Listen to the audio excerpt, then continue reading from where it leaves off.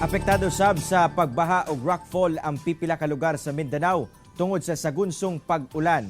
Ang detalye sa report ni PJ De La Peña.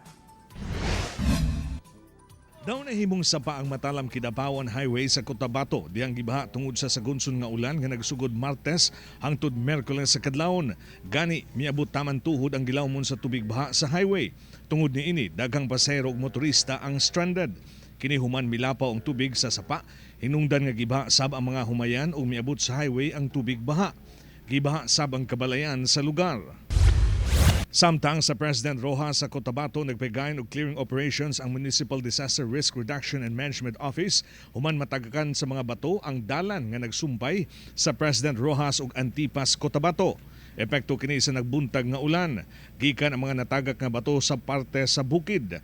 Walay nataho nga nasamdan apan nalangan ang biyahe sa mga motorista nga miagi sa lugar. Abiso sa LGU ngadto sa mga motorista nga mag-amping kung muagi sa lugar labi na padayon ang mas sinating pag-ulan.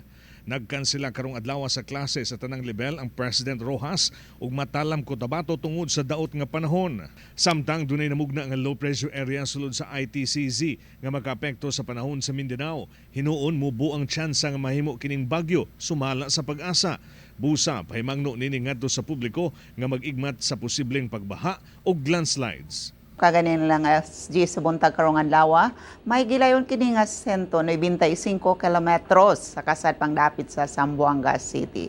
Ubos ang tsansa may isa ka bagyo kining nahisgutan nga low pressure area.